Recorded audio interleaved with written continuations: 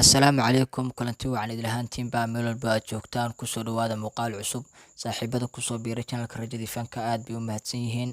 Halkaan mar waliba waxaad kala socon doontaan arrimaha fanka, fanaaniinta, abwaanada iyo sidoo kale majaajilaystayaasha oo aan arrimahooda halkaan si dhow idinkugu soo gudbin doono. Saaxiibada ku xiran channelka Rajadii Fanka mar waliba waxaan jecelnahay inaan ka dhigno kuwo update ah, lana socda xaalad walba iyo marxalad walba oo markaasi taagan, annagoo muuqaal ahaan idinkugu soo gudbinayna barta YouTube-ka ama channelka aad ku xiran tihiin ee ah Rajadii Fanka. Saaxiibada ku xiran channelka Rajadii Fanka waxaan idin wadaa maanta muuqaal cusub. Muuqaalkaasi oo aan kaga hadli doono haddii Ilaahay idin ka dhigo kooxda waayaha cusub oo soo saaray heestii labaad ee Dhaliisha Nabad iyo Nolol ayaan halkan idinkugu soo gudbinayaa haddii Ilaahay idin ka dhigo.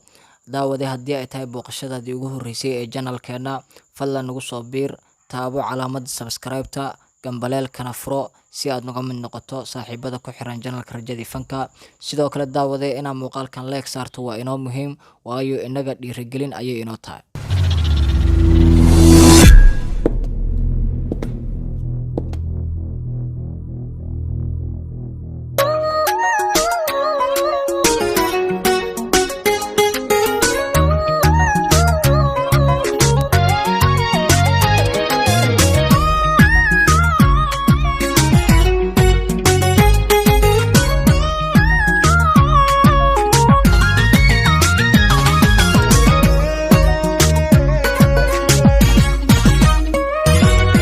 haddii wadnahayga la jeexo oo qayb laga jaro jirkayga jabkiisoo hadha xabiibi jacaylkaagu xusayahay. Wanaagsan daawadayaal, haddaba dhowaan ayay ahayd markii kooxda waayaha cusub ay soo saareen hees looga soo horjeedo amaba lagu dhaliilayo xukuumadda hadda talada haysa ee ay hogaaminayaan madaxweyne Farmaajo iyo sidoo kale ra'iisul wasaare Xasan Cali Khayre.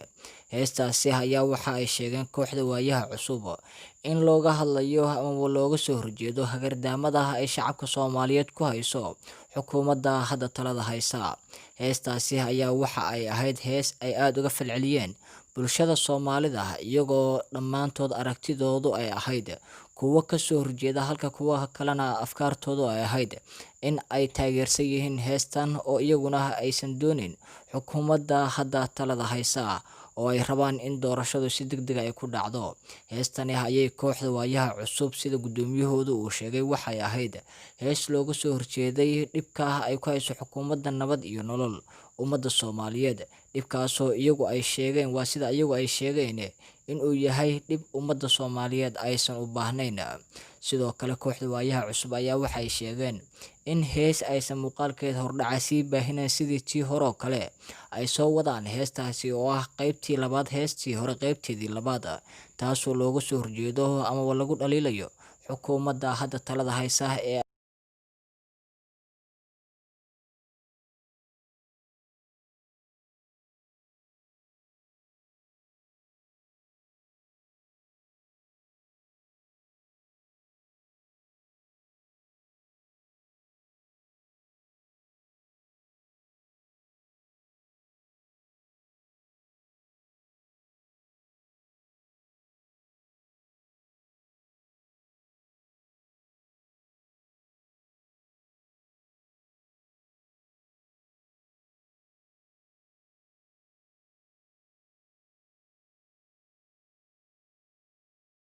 waayaha cusub. Shiina Akhyaar ayaa sidoo kale waxa uu sheegay in bulshada Soomaaliyeed ay aad ugu mahadsan yihiin taageerada ay la garab taagan yihiin, dhammaana kooxda waayaha cusub ay isugu mid yihiin kuwa afkaartooda ku taageersan iyo kuwa aan ku taageersanaynba.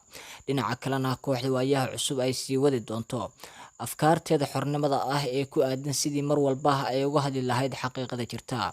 Haatana ay soo socoto maalmaha inuu ku soo aadan heestii hore qaybteedii labaad, taasoo lagu dhaliilayo nabad iyo nolol, aysan ka hor dhacayn laakiin ay soo bandhigi doonaan haddii Ilaahay idin ka dhigo.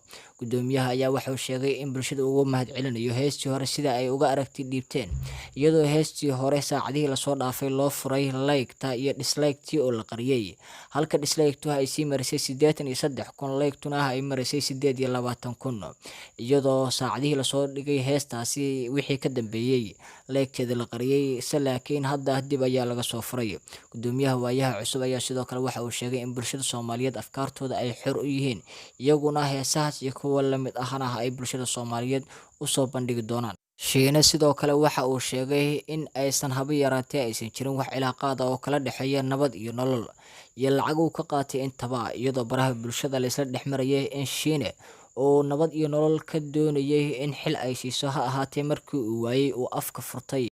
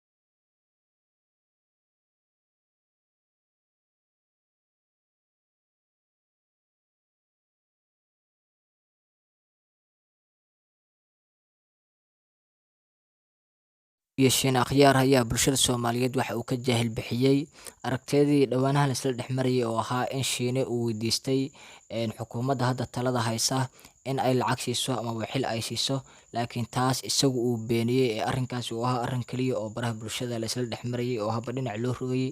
Shiine ayaa waxa uu sheegay in mar walba waayaha cusub aysan duulaan ku ahayn qarannimada ummadda Soomaaliyeed ee ay jecel yihiin ama ay doonayaan in mar walba afkaartooda xorta ay ka hadlaan, ayna sidoo kale ka falceliyaan ama ka aragti dhiibtaan midnimada ummadda Soomaaliyeedna ay ka shaqeyn doonaan haddii Ilaahay idan ka dhigo. Daawadayaal, muuqaalkeena intaas ayaan kusoo gabagabeynaynaa. Fadlan daawada haddii aad muuqaalka ka heshay like saar, aragtidaada commentiga inoogu reeb. Aad ayaad u mahadsan.